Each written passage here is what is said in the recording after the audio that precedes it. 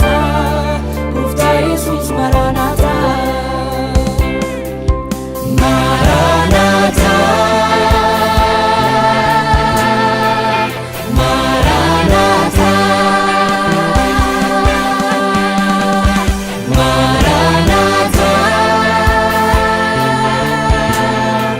dafii kootu Gooftaa.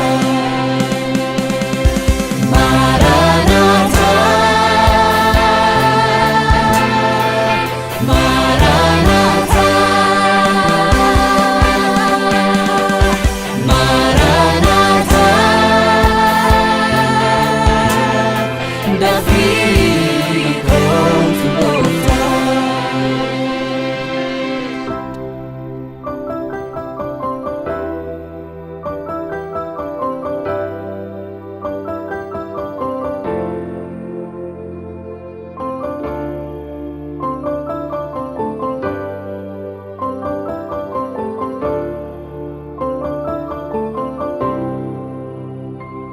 Dhufatii kee Gooftaa baay'ee jireenya biyya lafaa nutti hin jibbine dursa mootummaa kee barbaanna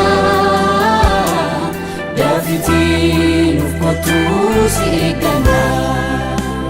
Nuti kunoo sittiina ulfina kee hawwine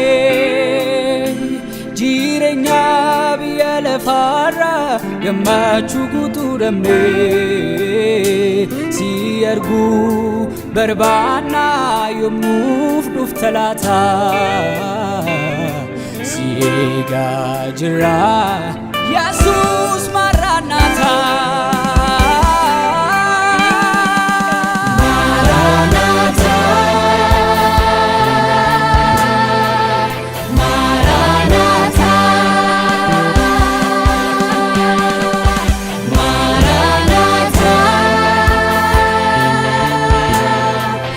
Dafii kootu Gooftaa. Maranatha, Maranatha, Maranatha, dafii kootu Gooftaa. Afuurichii fi misirrottiin kottu hin jedhu, namni kana dhaga'us kottu haa jedhu. Namni dheebotee haa dhufu, namni bishaan barbaadus utuu gatii hin baasin bishaan jireenya kennu haa fudhatu. Ameen. Mul'ata Yohannis 22:17.